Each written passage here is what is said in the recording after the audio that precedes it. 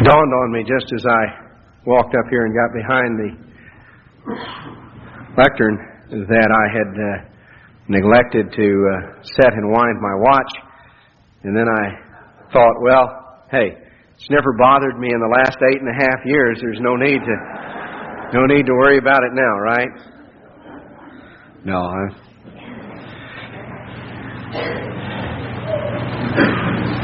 it's a very, very beautiful number. I appreciate that very much.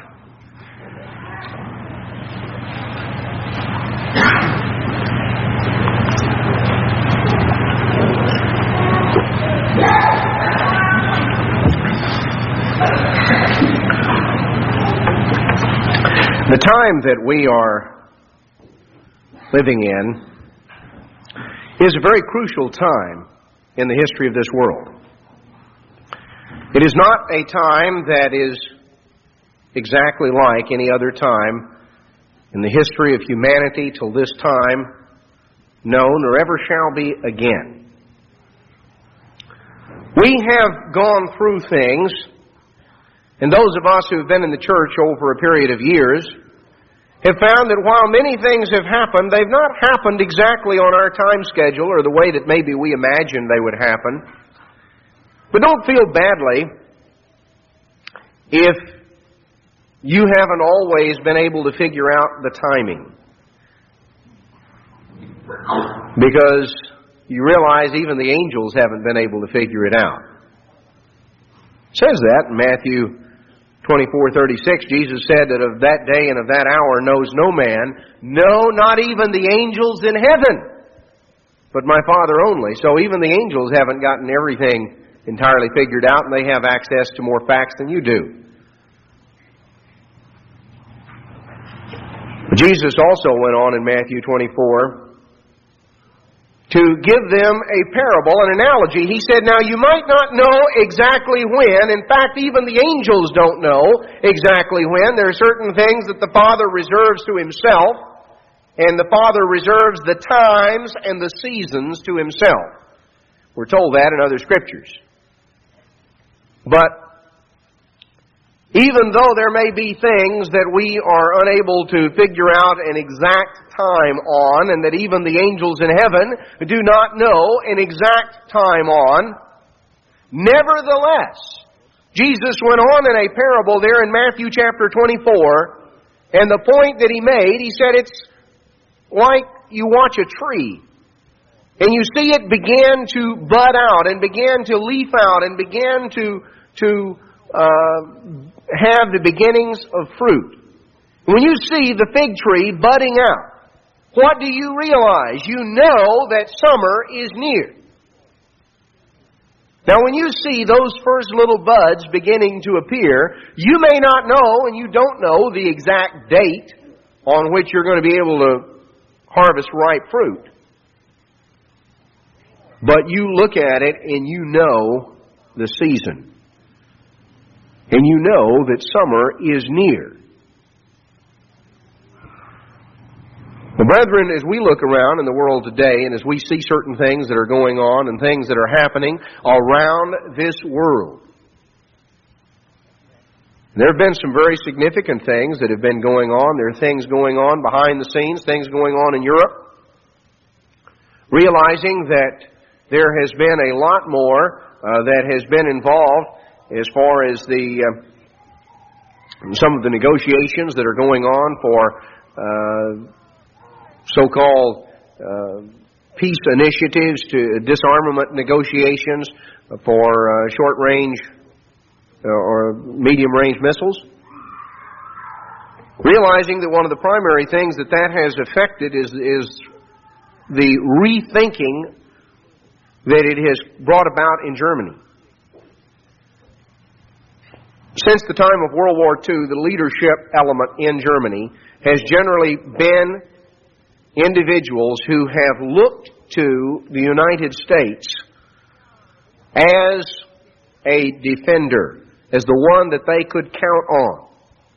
And German policy since the time that Germany was allowed to reestablish itself as a nation in the aftermath of World War II, and at least the American, British, and French occupation zones were melded together to establish the Federal Republic of Germany, West Germany as we know it.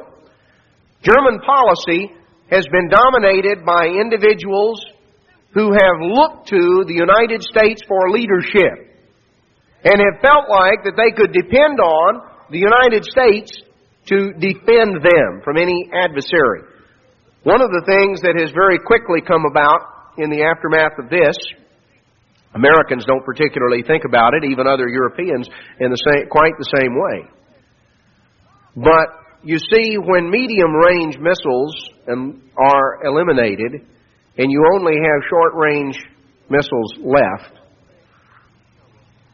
what that means is that any future war will be limited to being fought on German territory, because that's as far as the missiles will reach. You see, both sides. We've got missiles there in Germany, and Russia has missiles there. And if you're not going to shoot the whole idea, you see, of the medium range, the long range, was the fact that the United States had missiles based in Germany, that if Russia ever invaded Europe, that we would retaliate and take the war directly to the heartland of Russia. That we would take the war right directly to Moscow and to the heartland of Russia, and that was to serve as a deterrent. That therefore, knowing that we had the capacity, that we had the ability, and that we had the will to use it, that it would deter them from ever launching a war or an invasion in Europe. And so this was the whole cornerstone of West German foreign policy, the fact that the United States had established itself as willing to put everything on the line to defend Europe, to defend West Germany and the other European allies. Now, one of the things that has come about and a very significant rethinking that has happened among the leadership in West Germany in the aftermath of these negotiations that are going on is the realization that any future war that takes place will be fought on German territory, because the missiles that will reach into the heartland of Russia are the ones that are being removed. And you see, the Russian missiles that would reach to Britain and the Russian missiles that would reach to the United States, those are the ones we're negotiating to get rid of. That would reach to the outer limits of Europe. Basically, what we're negotiating to keep is what will only reach to the middle, to the heartland of Europe, to Germany itself. Needless to say, the idea that things are negotiated in a situation that leaves you as the only one. If we're going to fight, we're going to fight right on top of you. We won't bother each other. We'll take it all out on you.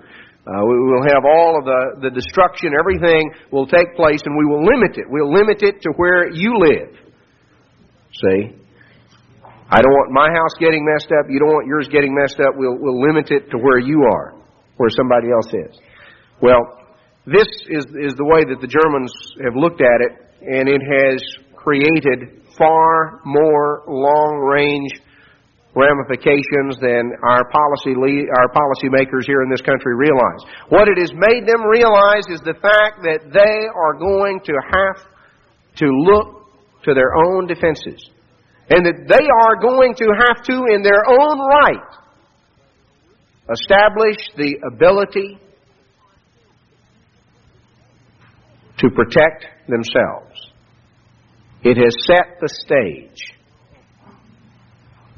for events that are going to transpire in Europe and that are already beginning to happen. Things that are happening behind the scenes, things that are quietly happening on the world stage right now, but not attracting notice.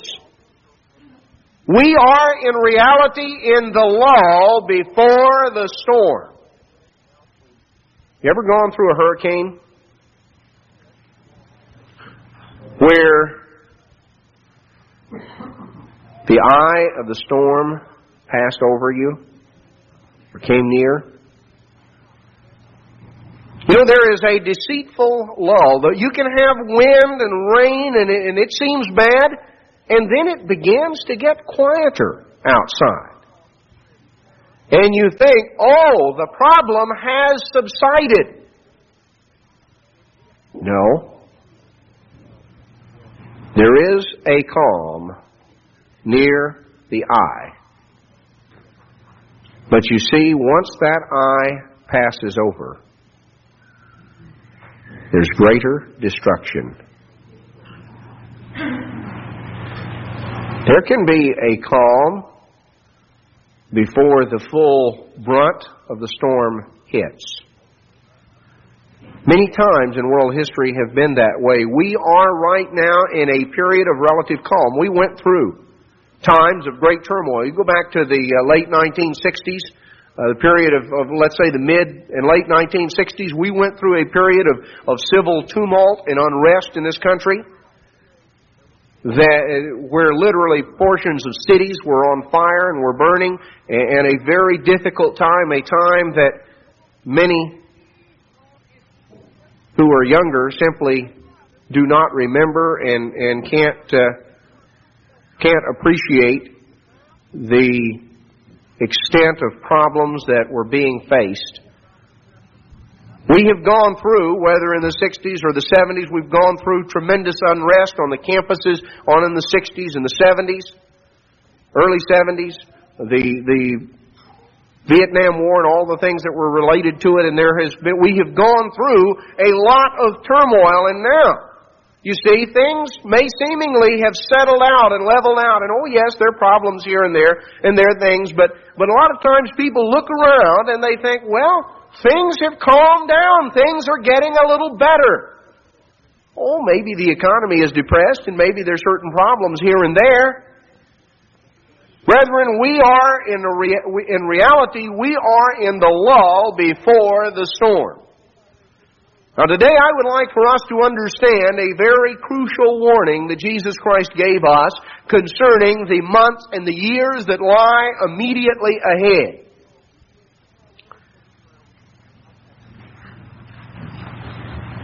There is a specific reference to the times in which we're now living. The disciples asked Jesus Christ, recorded in Matthew 24, "Tell us, when shall these things be? What shall be the sign of your coming and of the end of this age?"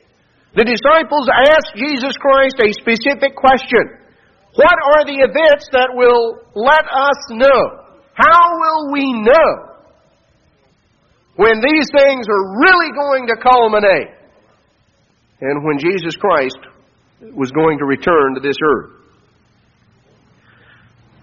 And Jesus told them, He said, "Take heed, be careful, don't let anyone deceive you. Don't let yourself be deceived.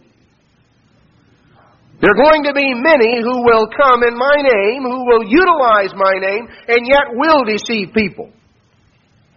You're going to hear of wars and rumors of wars. Don't be worried, troubled, filled with anxiety, because those things are going to have to occur. There is going to be strife and warfare, and there are going to be instances of political entities fighting one another. And there are going to be ethnic rivalries and hostilities inside certain kingdoms or empires. There are going to be famines and disease epidemics, earthquakes in different places. And they're going to deliver you up to be afflicted. They're going to kill you. You're going to be hated of all nations for my name's sake. There is going to come an awareness of this work, and there is going to come an antagonism toward it. Brethren, we haven't seen real persecution yet. Oh, we've seen little bits and snatches. We went through, for a very short time, there in 1979, we went through some things that certainly represented the onslaught of persecution directed at the work of God, misdirected. But that was small by comparison to what will eventually happen. And the awareness of this work while it has grown and while it has escalated, is by no means universal. People are going to be aware of this work, and they're going to be antagonized, and the antagonism is not towards some peripheral thing. It's going to be directed at the message that we bring. Because what we need to understand is there is going to come a crisis on the world stage, and there is going to arise a great religious leader who is going to unite and seemingly bring about what promises to be peace. And there's going to be one group who are going to be clearly identified as saying, "You are a false prophet, and the message you are bringing is the message of a false hope." And people are going to be infuriated and antagonized by that. They're going to look upon us as the fly in the ointment, the only ones that won't work with and cooperate with everyone else. You have to realize, you see, there is going to come a crisis on the world scene. And a religious leader is going to appear as the, quote, Savior, end quote. He is going to be in a position of seemingly bringing about a solution. He's going to select and present a military political leader that is going to offer a union there to Europe that is going to, again, hold out to them what seems to be the prospect of solving their problem, of bringing order out of chaos, of delivering them from what seems to be absolute, total catastrophe. There are going to be those here in this country that are impressed by that. There are going to be people all over the world who are impressed by that. And they're going to be very, very intolerant of those who refuse to go along. They're going to deliver you to be afflicted. They're going to kill you. You're going to be hated of all nations for my name's sake. And then many shall be offended, and shall betray one another, and shall hate one another. And many false prophets shall arise, and shall deceive many. Understand, brethren, in times of trial, in times of crisis, there are always opportunists who come on the scene, who are there to try to gather a following to themselves, who are there to try to make money, try to make merchandise of others. Anytime there is a time of crisis, there are always opportunists who arise and try to take advantage of the situation for their own ends. So sure enough, at a time like that, a lot of false prophets are going to arise. And they're going to deceive a lot of people. They're going to find somebody that's going to follow them. I don't care how ridiculous someone's message is, he can find somebody else that's dumb enough to believe it. And you know, that's just the way it is. You look around, I mean, there have been some of the craziest things that have been come up with that are imaginable. And there are people that, they believe it.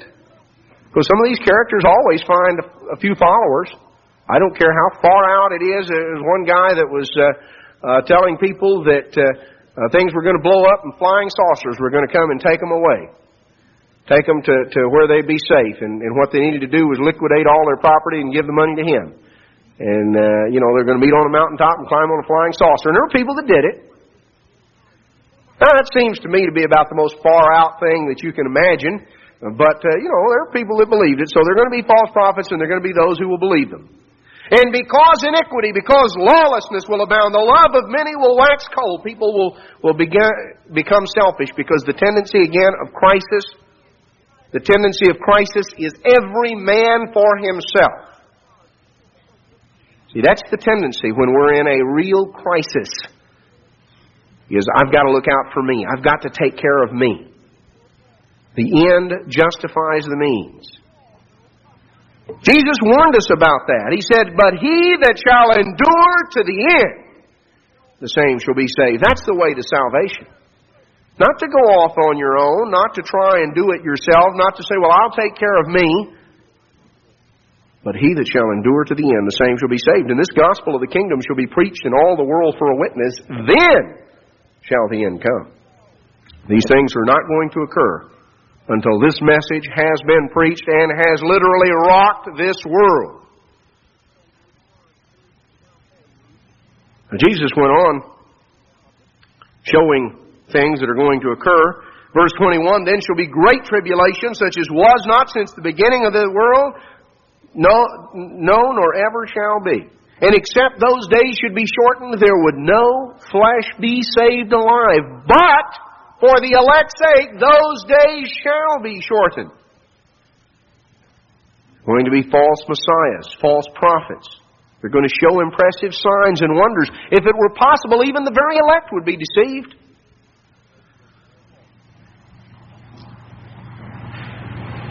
On down in verse 32, he said, now learn a parable of the fig tree. When his branch is tender, he puts forth leaves, and you know that summer is near.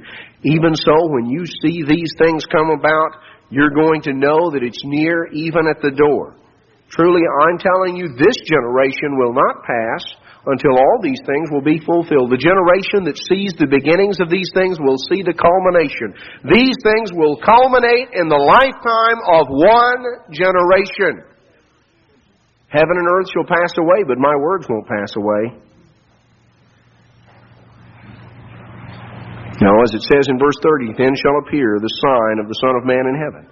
And then shall all the tribes of the earth mourn, and they shall see the Son of Man coming in the clouds of heaven with power and great glory. And he will send his angels with the sound of a trumpet. And they shall gather together his elect from one end of heaven to the other.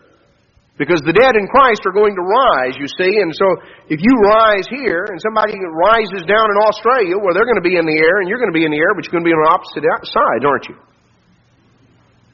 Everybody's going to rise, which is going to take everyone in an opposite direction. Everybody goes up. Up from here is not up from Australia.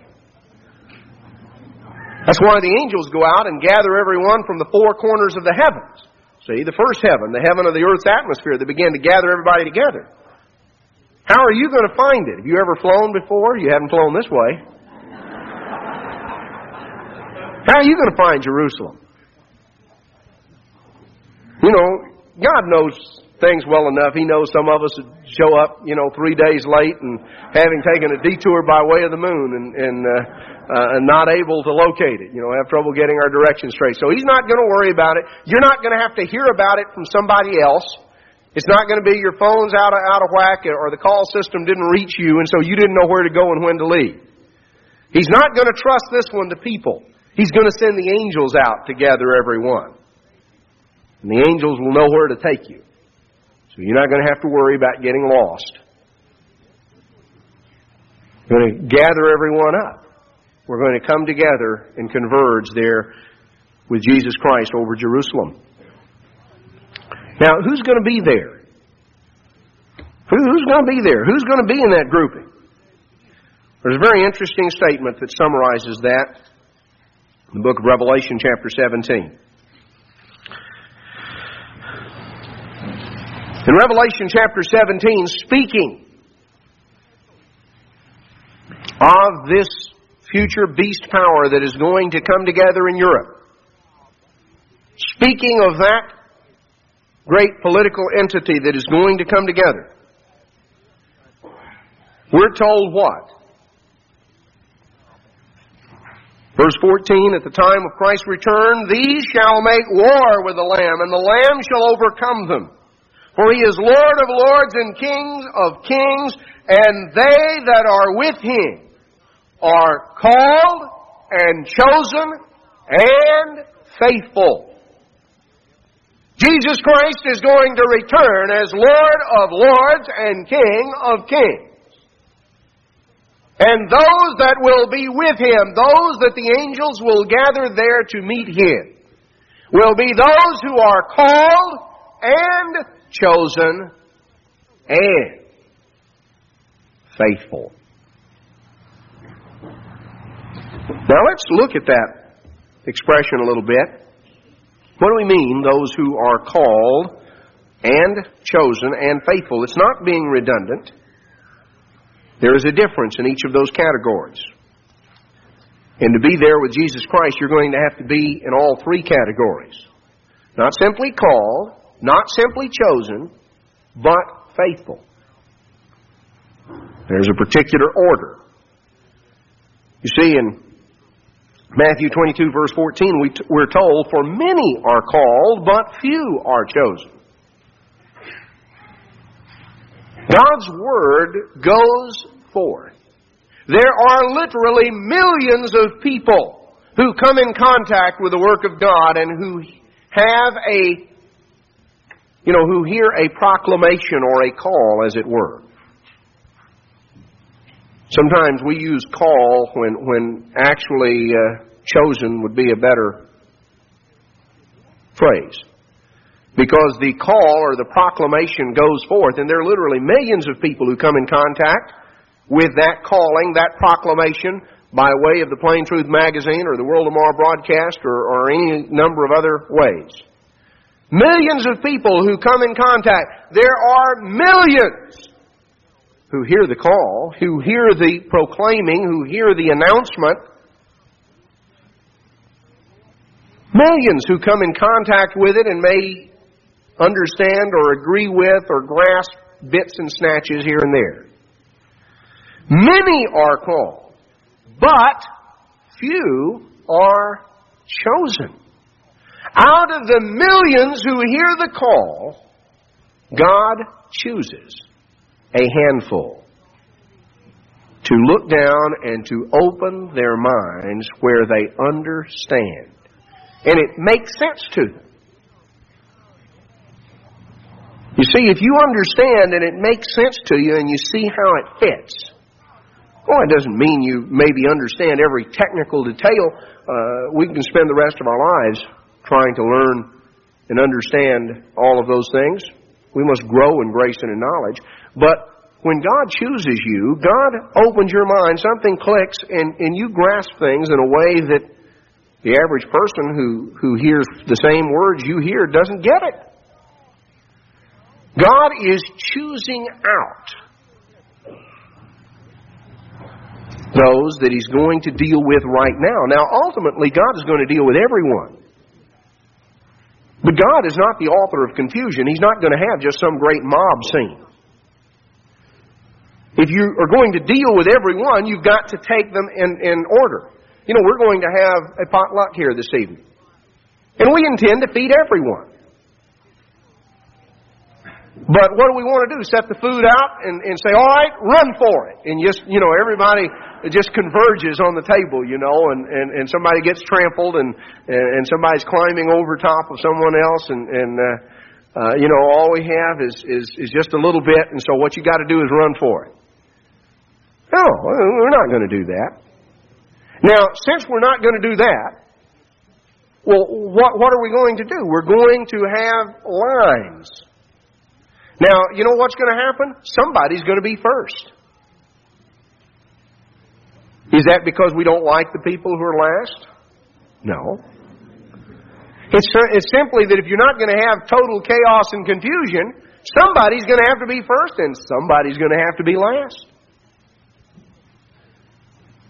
You've got to start somewhere. So you start somewhere, you choose someone to go to the front of the line. Say, you're chosen. You're chosen to go first. And you're chosen, on back. We choose and say, all right, here's the way we're going to line up front of the line. That's why I made an announcement earlier. All right, God is choosing some to go to the front of the line. Everybody is going to have an opportunity to get in line. Now, there may be some who say, well, I don't like what they're serving, I'm leaving. I'm not going to wait. Or I'm not going to come to the wedding banquet that Jesus Christ talks about. But the point that is made is the choosing has to do with the order in which you're able to get in line. Some have been chosen as a first fruits, to have first opportunity. Now, if we're going to actually have that first opportunity, we must not only have been chosen, but we must remain faithful. You see, we're told in 2 Peter chapter 1, verse 10. Wherefore, the rather, brethren, give diligence to make your calling and election sure. For if you do these things, you shall never fall. Give diligence to make your calling and election, your calling and choosing, sure. That's very important. Your calling and your election, your calling and your choosing must be made sure. God has chosen you. He has called you out of the world. You have heard the proclamation, the call, the announcement that literally millions of people on this earth have heard, but God has chosen you to have an opportunity of being a part of the very first fruits of His plan. You have the opportunity to be among those who are first in line for the kingdom. And that's a whole lot better than being first in line for a potluck. You have the opportunity to be among those who are first in line for the kingdom of God. You have been chosen, but you must make that calling and election sure. And when you do that, you will have been not only called, not only chosen, but you will also have been faithful. And that's the group that's going to be there with Jesus Christ when He returns as King of Kings and Lord of Lords. Those who are called and chosen and faithful. We've got to make that calling and election sure. That's why we're told in Matthew 24, verse 13, that he that shall endure unto the end, the same shall be saved. We must endure. And there are going to be adversities, there are going to be trials, there are going to be tests. Don't think that all tests and trials are now past history. And things are just going to go on, and they're going to go on rosy, and everything is going to be great, and we're going to have nice times, and everything is going to be great all the way up until the time when the kingdom of God appears. Let's not kid ourselves, brethren. Yes, we are in a lull before the storm. Enjoy and take best advantage of that lull, but recognize it for what it is. It is a lull. The wind has died down a little bit, but it is going to pick back up, and when it does, it's going to blow harder than ever. Very important that we be aware of that. Now, Jesus warned there in Matthew 24 that in the context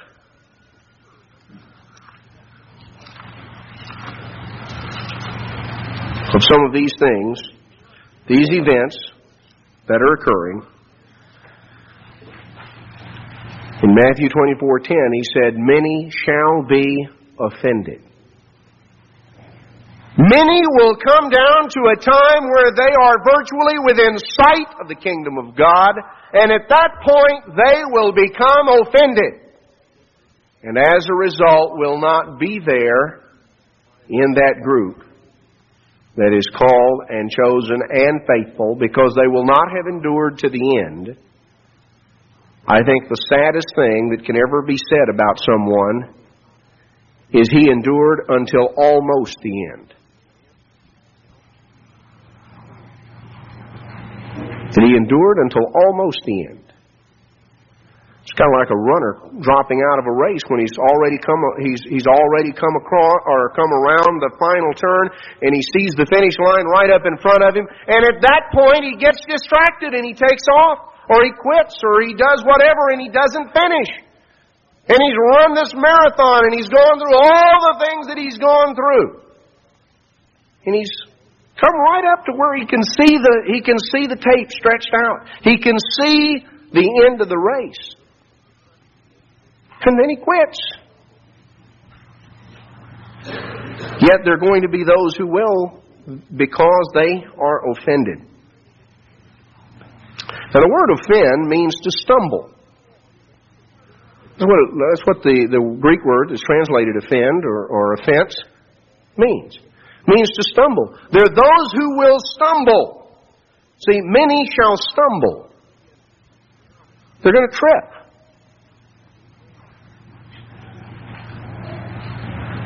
Now, why is that going to happen? That's why they're not going to endure. Some are not going to endure. They're not going to remain faithful because they're going to trip. They're going to stumble. There are a couple of different things that cause people to be offended or to stumble, to trip up. Jesus referred to one set of those things that cause people to stumble and to trip in Matthew chapter 5 in verse 29. He says, "If your right eye offends you, pluck it out, cast it from you. It's profitable for you that one of your members should perish, and that you, rather than that you go into Gehenna fire. If your right hand offends you, cut it off, cast it from you. It's better that one of your members perish than that you go into Gehenna fire." Now, what is he talking about? Obviously, plucking out eyes and cutting off hands is not going to solve your problem. You know, if you were blind and didn't have any hands, could you sin? Yes. There'd be undoubtedly things you could think of, you know. And that's the problem. There are things you could think of, because as long as you have a mind, you can think. And as long as you can think, you can sin. So what is Jesus talking about? If your eye offends you, if your hand offends you, if it causes you to stumble, he's saying, look, if you have something that causes you to stumble, I don't care how close it is to you, I don't care how important it is to you, how precious it is to you, get rid of it. Don't let anything cause you to stumble and to miss out. It's better. It would be better for you to lose an eye or lose a hand, lose something that is that close and precious to you, than that you should be thrown intact into the lake of fire. No matter what you have to give up, if you have something that is causing you to offend or to be offended, to stumble, to trip, get rid of whatever trips you up. Personal sins, you see, can be a cause. Christ said in Matthew 24, many shall be offended. Well, what's going to offend people? What's going to cause people to be tripped? Well, in some cases, it's going to be personal sins. Whether they're problems with any number of things, the what could be termed the lusts of the flesh, which are simply the desires or the cravings of the flesh. You know, that could be anything from the wrong uses of sex to the wrong uses of alcohol to any number of things that reflect physical appetites and cravings of the body.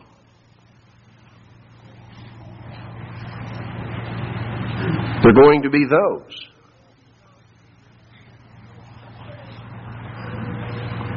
who are tripped up through personal sins. There are going to be others who are tripped up through the actions and sins of others. See, in Matthew 24:10, it talks about that many will be offended. Notice the context. Why are they going to be offended? Because of problems that are going on. Because of difficulties. Because there is a time of persecution, a time of trial, a time of difficulty.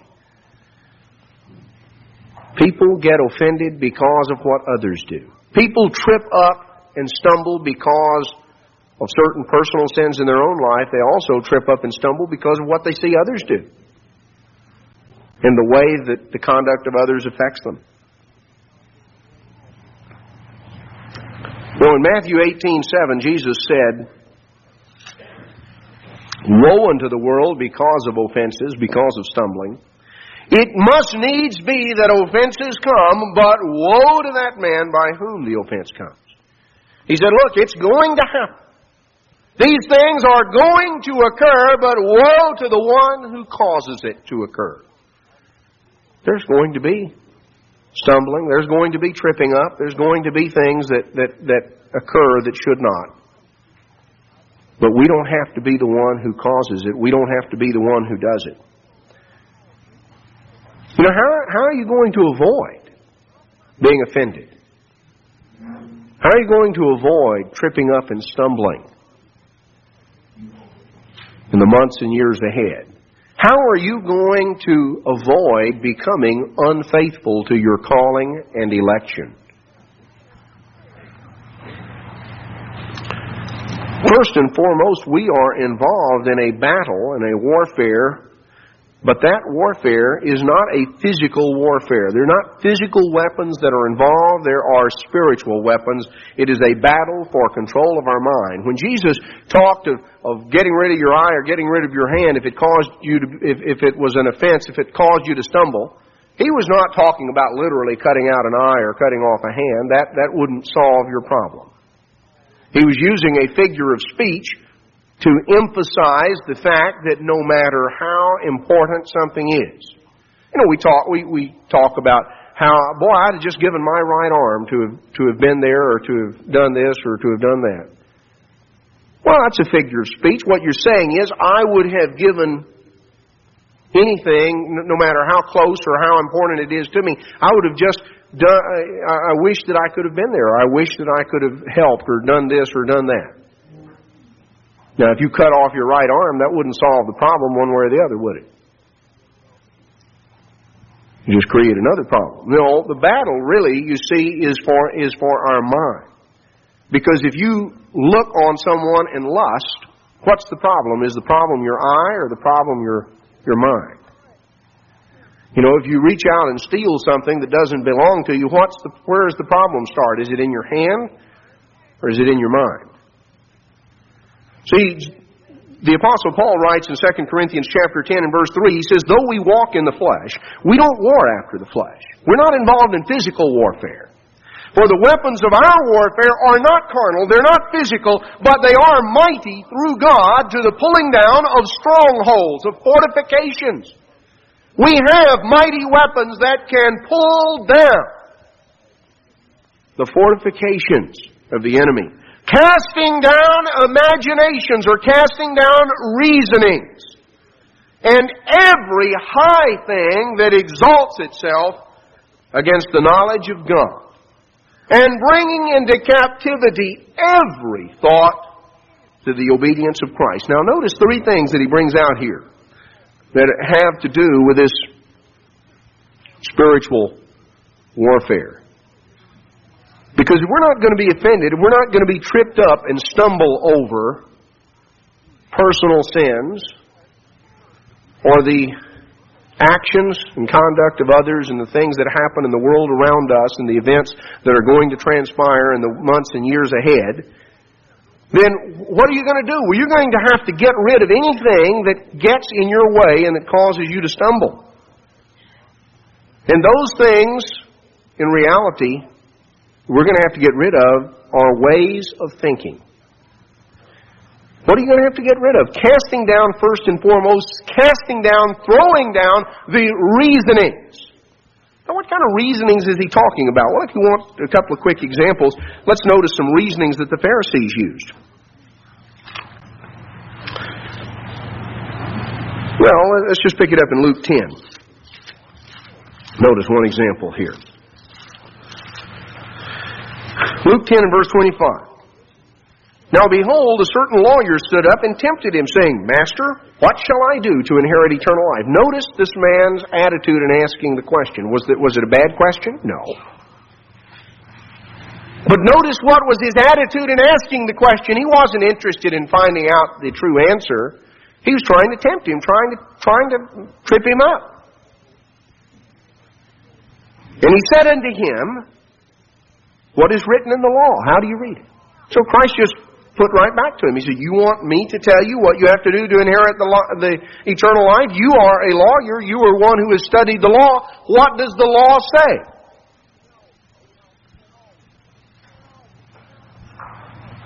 And he answering said, you shall love the Lord your God with all your heart, with all your soul, with all your strength, with all your mind, and your neighbor as yourself. So the lawyer knew the right answer. He had studied the law. He asked the question to Jesus, trying to tempt Him, trying to test Him, trip Him up, see if He would say something different, and Jesus just put it right back, and He said, well, now you're a lawyer, you're a man who studied the law. What does the law say you're to do? So the lawyer quoted from the law. Jesus said unto him, you have answered rightly. This do, and you shall live. You know the answer. Now, if you apply what it says and you do it, you'll live.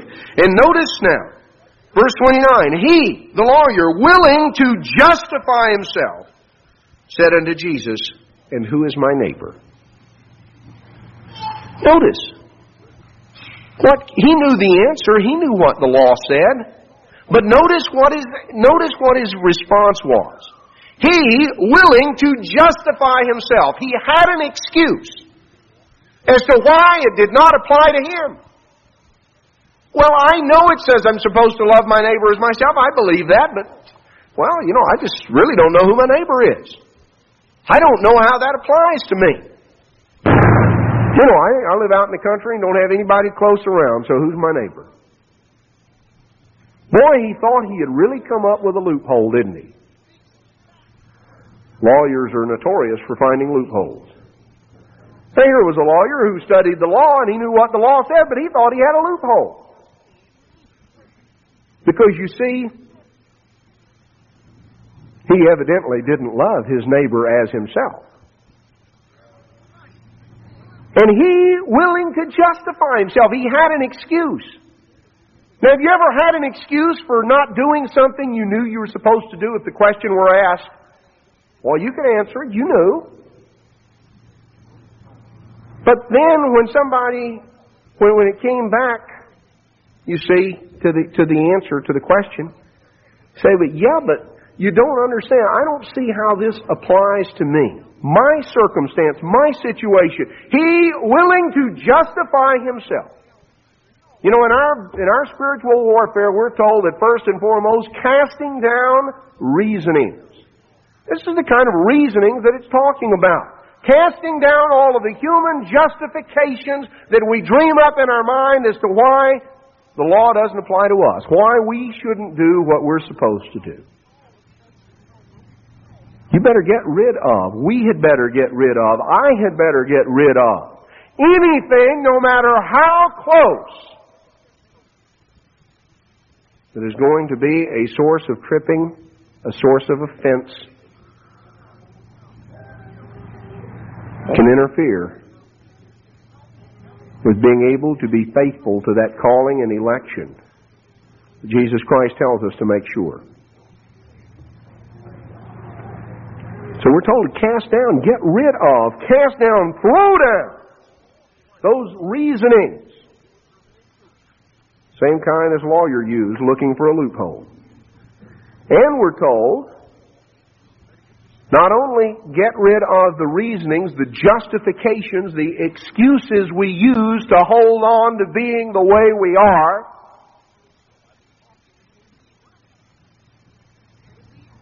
but also every high thing that exalts itself against the knowledge of God.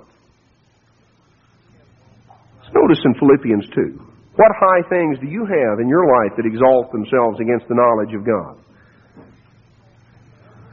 In Philippians chapter 2 and verse 3, let nothing be done through strife or vainglory, but in lowliness of mind let each esteem others better than themselves. Look not every man on his own things. Don't just be concerned with yourself and doing things for you. But every man also on the things of others be concerned about helping and serving them. Let this mind be in you, which was also in Christ Jesus, who, being in the form of God, thought it not something to be grasped after, to be equal with God, but made himself of no reputation, and took upon him the form of a servant, and was made in the likeness of man. And being found in fashion as a man, he humbled himself and became obedient unto death, even the death of the cross.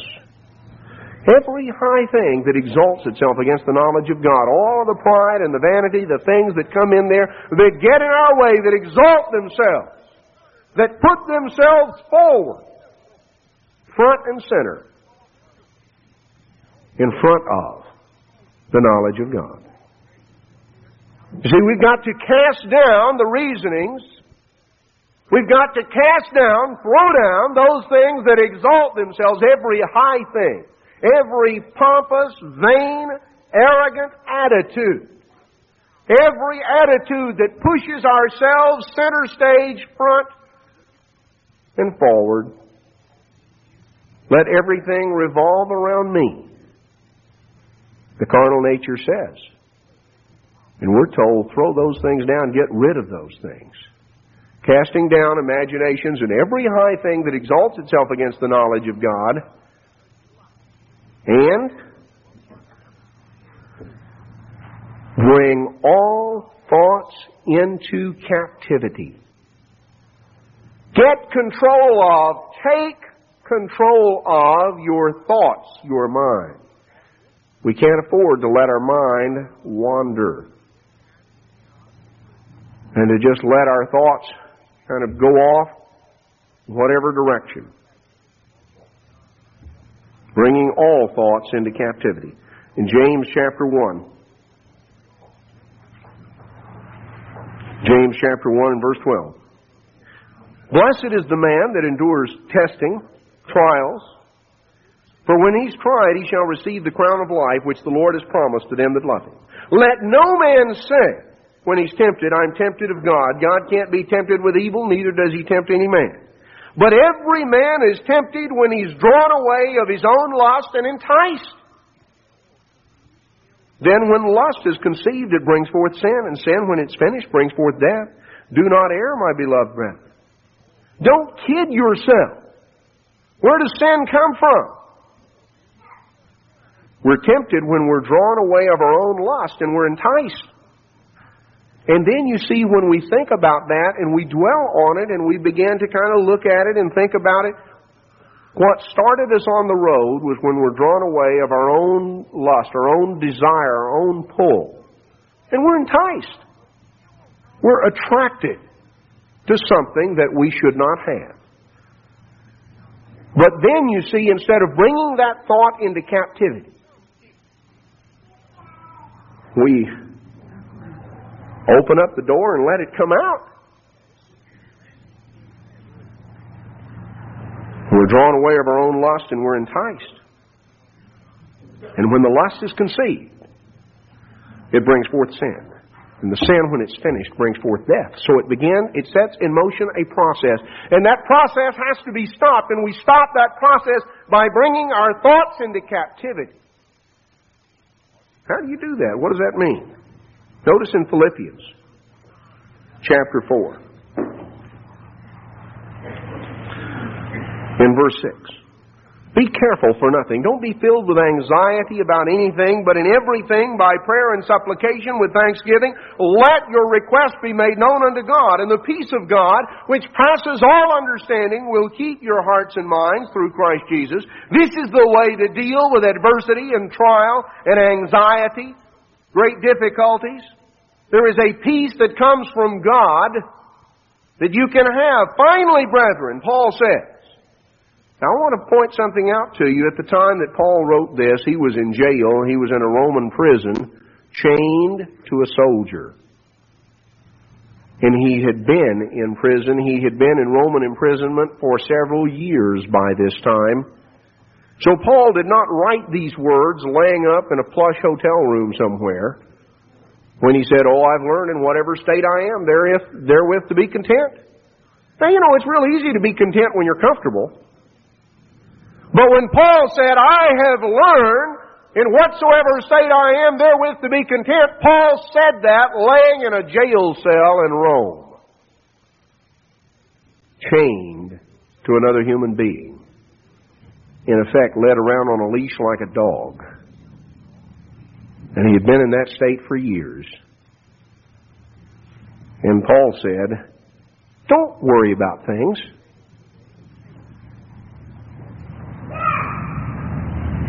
He talked about the peace of God, which is able to keep your hearts and minds. He said, finally, brethren, here's the way you do it. Whatsoever things are true, whatsoever things are honest, whatsoever things are just, whatsoever things are pure, whatsoever things are lovely, whatsoever things are of good report, if there be any virtue, if there be any praise, think on these things. How do you bring every thought into captivity?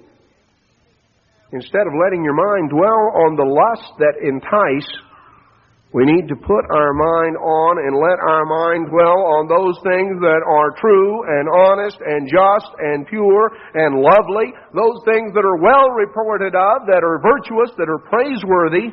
That's what we have to think about.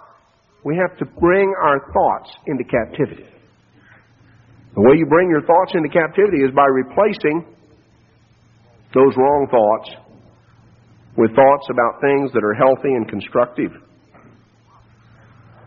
So we're in a battle for control of our mind. And how are we going to avoid being offended, being tripped up and stumbling? By becoming unfaithful, by recognizing we're in that battle for our mind and applying these things. But there are other things, there are other points that can help us avoid being offended. A very crucial key to never being offended, tripping, stumbling, and falling, and going by the wayside, is that you must be deeply rooted in the truth of God. Mr. McNair in the sermonette brought out the importance of reading God's Word. If you read God's Word and you study God's Word and what you know, and you know that you know, it comes out of this book, the Bible. And you are deeply rooted in the truth.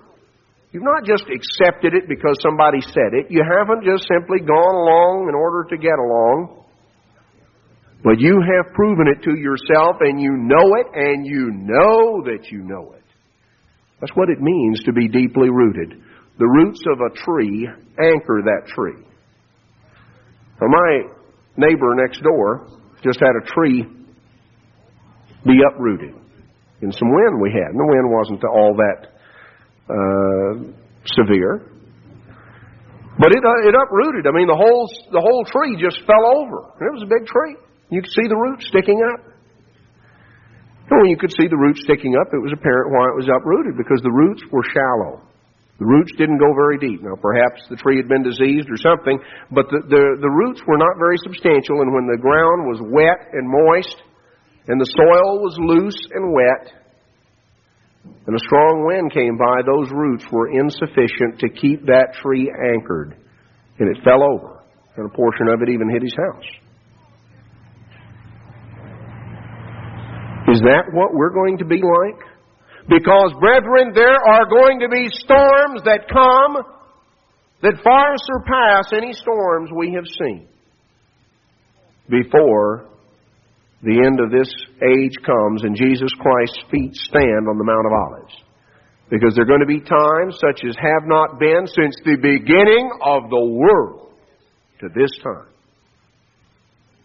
Times that will be unique in the history of the human race. Now, Jesus brought out in Matthew chapter 13 a parable.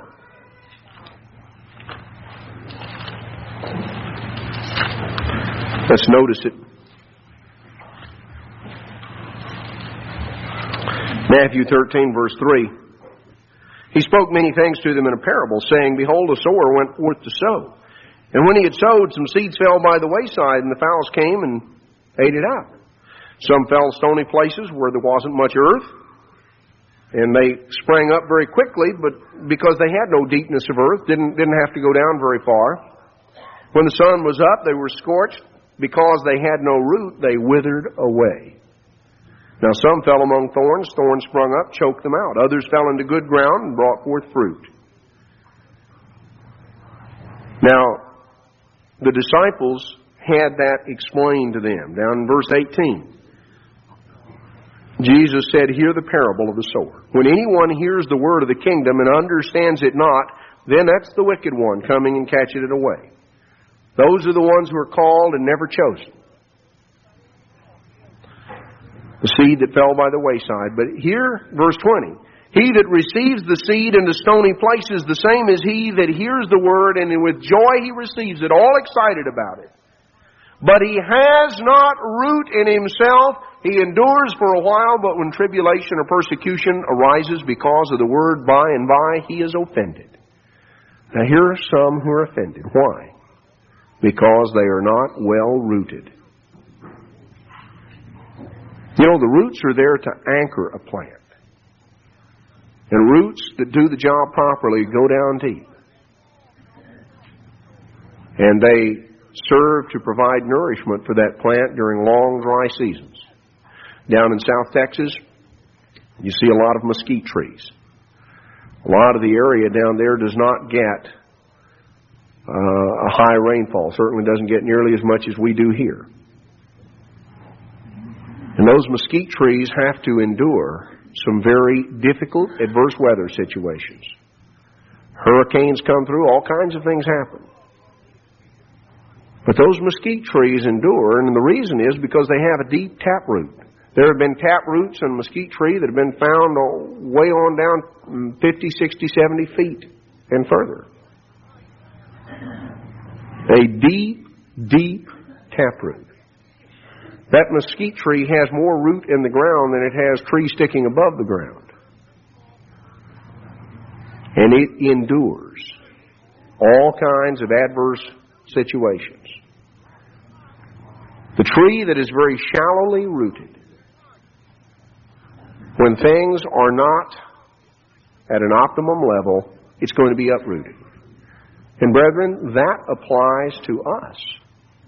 There are those who will be offended because they're not well rooted. And when trials and problems and difficulties arise, they will wither. So what are we told? We're told that we must be deeply rooted in the truth of God if we're going to endure. Now, there are other things that it mentions here. It talks about the thorns, the cares of this life coming up and choking things out. Now, in a sense, we already focused on that part of it first, because that's what we talked about earlier when we were talking about the battle for the control of our mind, casting down the reasonings, the high things that exalt themselves, and bringing thoughts into captivity. You know, the things that would come in and choke out, we have to bring those thoughts into captivity. But we must be deeply rooted in the truth of God if we're going to be able to endure. You've got to prove these things to yourself where you know it and you know that you know it. And then regardless of what anybody else says or does or who's doing this or not doing that, that's totally irrelevant, because what you do, you're doing because you know God says it. And you're doing it because God said it. And that's crucial. That's very crucial. Second aspect, or not a second, but another aspect of what we have to do to avoid becoming offended is we have to love God's law, God's way. We have to love God's way more than we love our own ways. You know, in Matthew chapter 15, we have an account of where Jesus was speaking here, and he had some very strong correction for the Pharisees. And he told them in Matthew 15:11 that not that which goes into the mouth defiles a man, but that which comes out of the mouth, this defiles a man.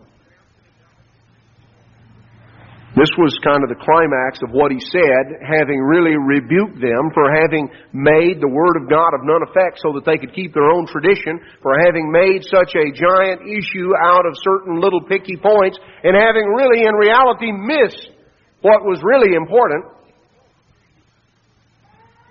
And the disciples came to him in Matthew 15:12, and they said, "You know, I think the Pharisees were offended after they heard these sayings." The Pharisees were offended. They stumbled. They tripped. They really were upset. They were offended. Why? Because they love their own ways. And they love their own way more than they love God's way. And when correction came, it hurt, and it was a source of offense. You see, we're told in Psalm 119, verse 165, that blessed are they who love thy law, nothing shall offend them. If you love God's law, God's way, God's truth, first and foremost, then regardless of what is said or done, regardless of what happens, you're not going to be offended, you're not going to trip, you're not going to fall by the wayside, because God's way means more to you than any of your own ways. You see, sometimes the truth hurts. In fact, very often the truth hurts. Are you going to be offended when you hear the truth? The Pharisees were offended at Jesus Christ because some of the things He told them were inconvenient. Some of the things He told them pierced right through and got to them. It interfered with the way they were living their life and the things that they were doing. And they took offense.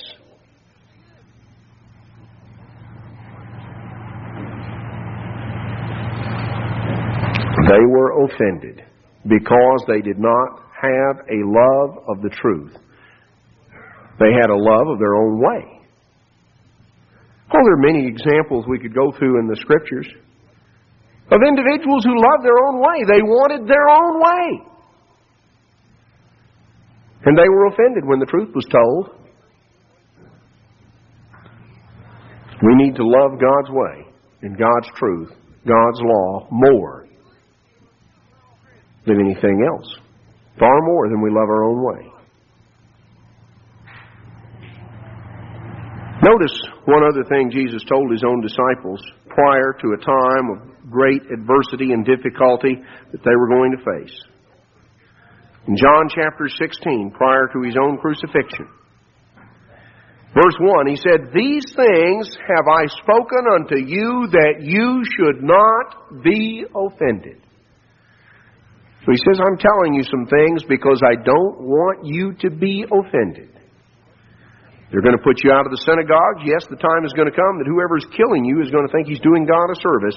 But these things will they do unto you because they've not known the Father nor me. Now, what did He tell them? He said, I've told you these things so you won't be offended. What did He tell them? Notice up in John 15. Verse 1, He said, I am the true vine, my Father is the husbandman. Every branch in me that bears not fruit, He takes away, and every branch that bears fruit, He purges it, that it may bring forth more fruit. Verse 4, abide in me, and I in you. As the branch cannot bear fruit of itself except it abide in the vine, no more can you except you abide in me. I am the vine, you are the branches. Abide in me, Jesus Christ said. Abide in me. Now, He told them that so that they would not be offended. One of the keys to avoiding being offended is that we abide in Christ. We abide in Christ. Now, what does that mean? Well, 1 John chapter 2 and verse 6 clarifies it a little bit.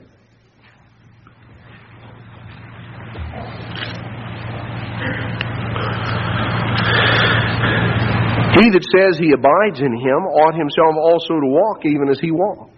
If we abide in Christ, that means we dwell in Christ. We are where Christ is. To abide in Christ. Christ said, I am the vine, you are the branches. There's no such thing as an independent Christian. You can't cut yourself off from the vine. You can't cut yourself off from the body.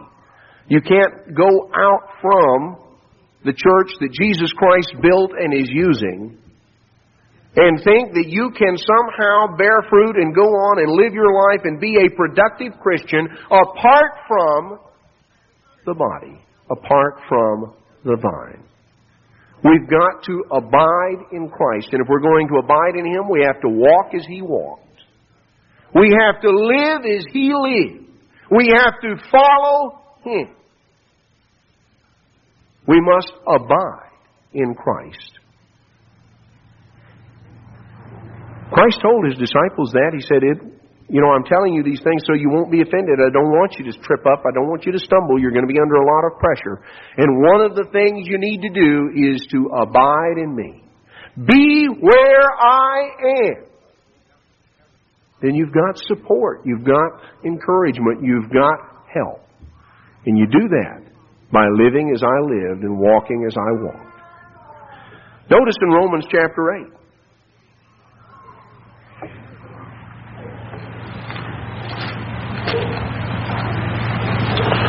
Romans chapter 8 and verse 14. For as many as are led by the Spirit of God, they are the sons of God. If we're going to walk where Christ walked, if we're going to walk as He walked, we've got to be led by the Spirit of God. We've got to follow where God's Spirit leads, and it will lead us in the paths of righteousness. As many as are led by the Spirit of God, they are the sons of God. On down in verse 28, we're told we know that all things work together for good to them that love God and that are the called according to His purpose. He didn't say that everything just works out for the good. He says it works out for the good if, biggest little two-letter word in the English language, isn't it? If.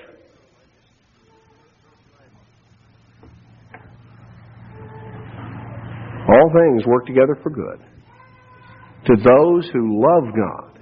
See, if we love God and if we're the called according to His purpose, this is the love of God, that we keep His commandments. His commandments are not grievous. We love God. And if we're called by God, we have a guarantee, we have a promise that things will work together for our good. Abide in Christ. If you're led by the Spirit of God, you are one of His children. And you have a guarantee here that things will work out for your best as long as you love God, putting Him first, and you're called by Him. Notice on down a little further in verse 31. What shall we say then to these things? If God be for us, who can be against us? What does it matter about the opposition? If God is for you, who can be against you? He that spared not His own Son, but delivered Him up for us all, how shall He not with Him also freely give us all things? You think God has a limit where you're concerned? You think that God has a limit that He's going to go? You think that God is unwilling to give you the help you need to make it? You think you stand out as unique? That somehow God will help someone else? But God's not going to help you. He's not going to do for you what you need? How far is God willing to go to help you make it?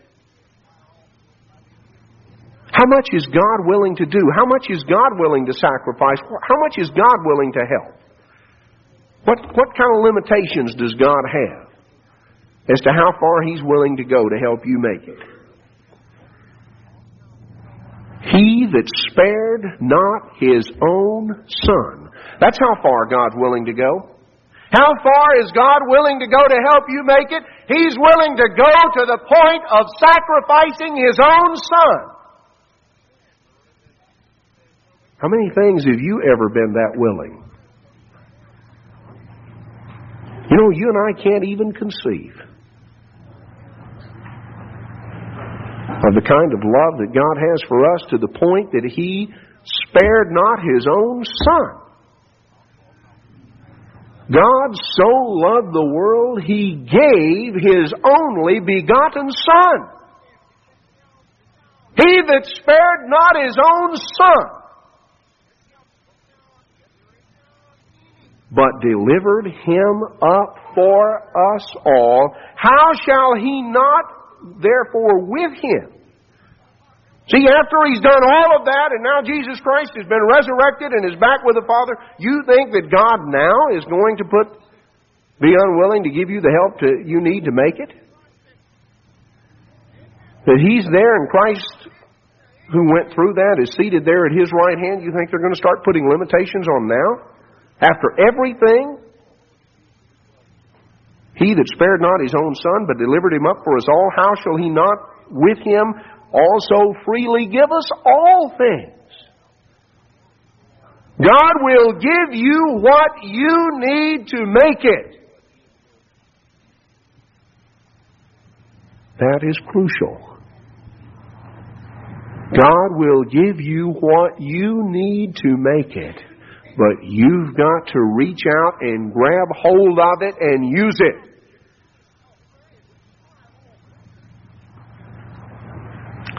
Who shall separate us from the love of Christ? Shall tribulation?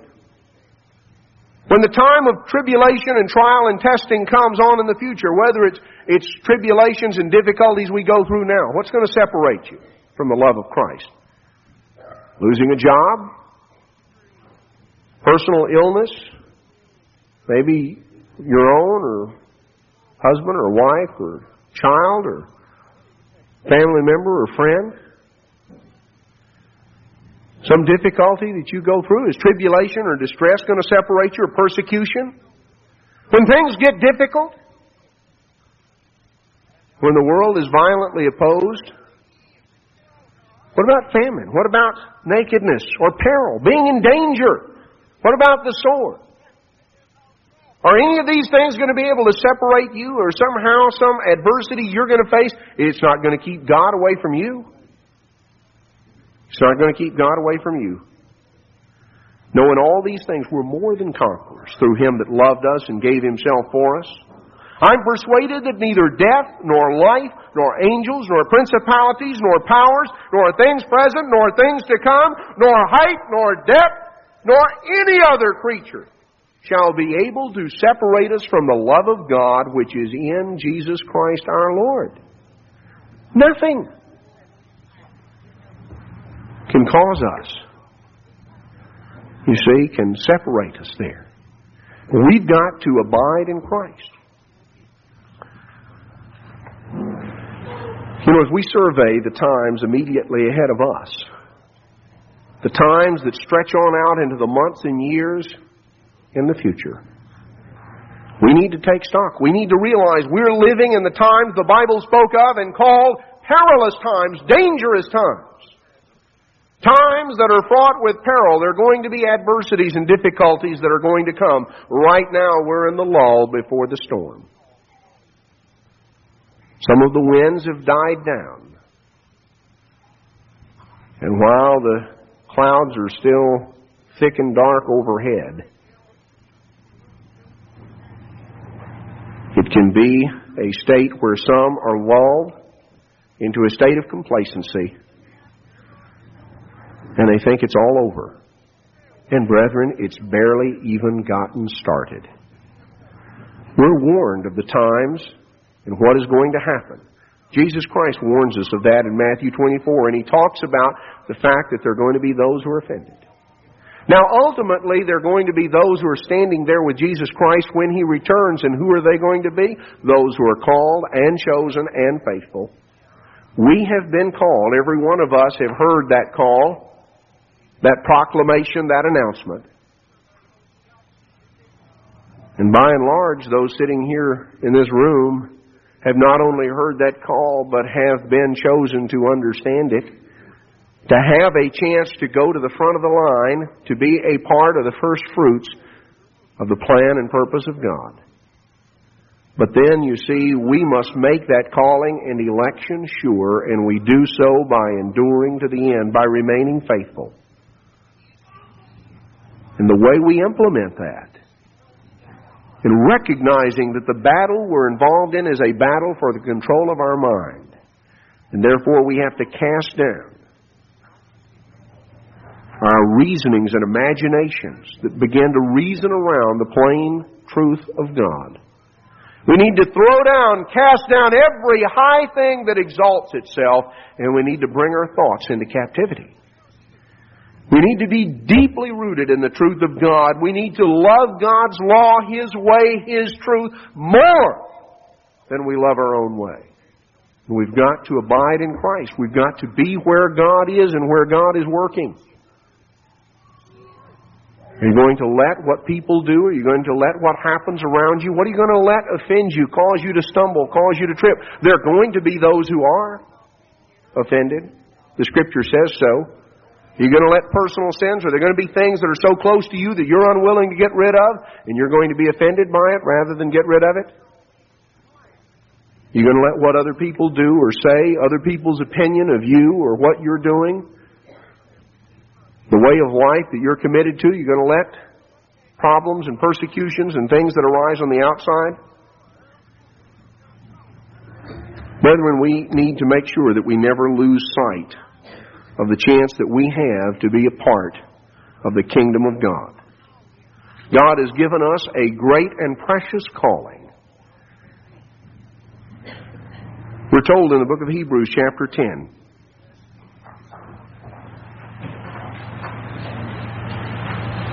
verse 23, let us hold fast the profession of our faith without wavering, for He is faithful that promised. Hold fast the profession of your faith, not wavering, not shaking, not doubting. Hold fast without wavering, solid and stable, because He is faithful who promised. God, who has begun a good work in you, will complete that work as you yield yourself as an instrument to Him and allow Him to work in you. He is faithful who promised. Let us consider one another to provoke unto love and to good works. Be conscious of one another. Pay attention to one another. To provoke, to stir up, to love and good works. Sometimes we put a period about halfway through that verse. And we consider one another to provoke. Your kids ever do that? To provoke one another?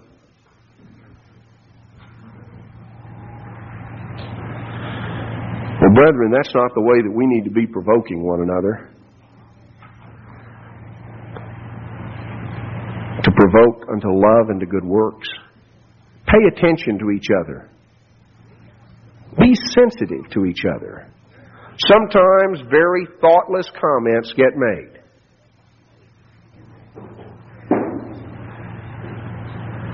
Things that someone can be very sensitive about. Maybe someone's had some problems.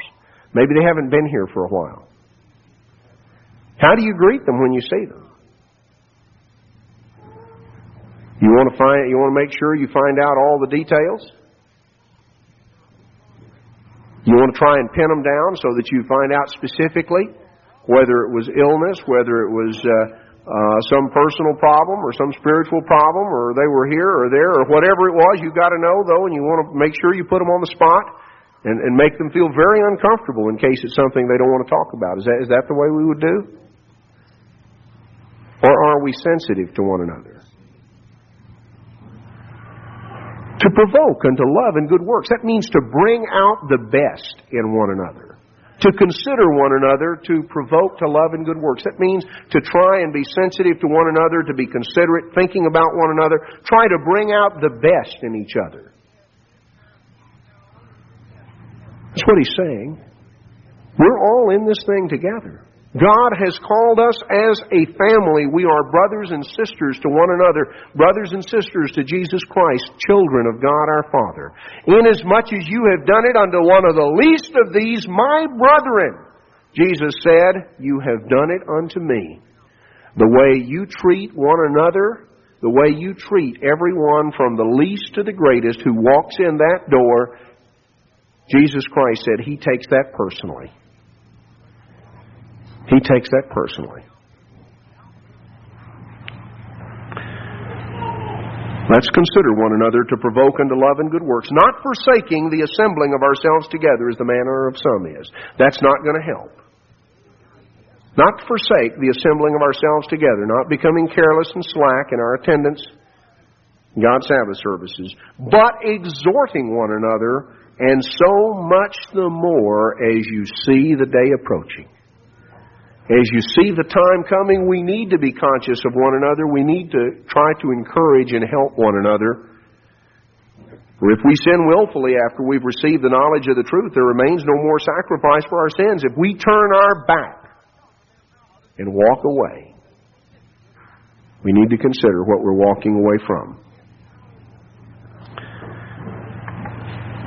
Verse 32, call to remembrance the former days, in which after you were illuminated, you endured a great flight of affliction. Think back on the time when you first came into the church, when you first learned the truth of God. Think of what you went through and the things that you endured and the things that you have faced. Remember those things. Sometimes you were made a gazing stock. People looked at you and they laughed at you, they ridiculed you, they made fun of you because of things you were doing or not doing. And if you didn't receive that personally, you were the companions of others who were.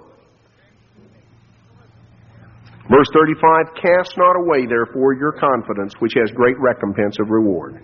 For you have need of patience, that after you have done the will of God, you might receive the promise. It takes patience. You have to wait. For yet a little while, and he that shall come will come, and will not tarry. Now the just shall live by faith. But if any man draw back, my soul shall have no pleasure in him.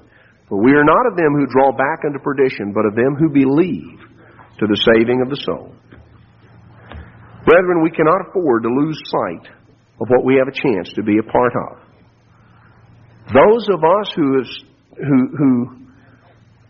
are right here have the opportunity of being those who are going to be with Jesus Christ. For yet a little while, and he that shall come will come, and will not tarry. Brethren, that day is literally going to come. It really, really is. We're going to go through the things that Jesus spoke of in Matthew 24 and other places.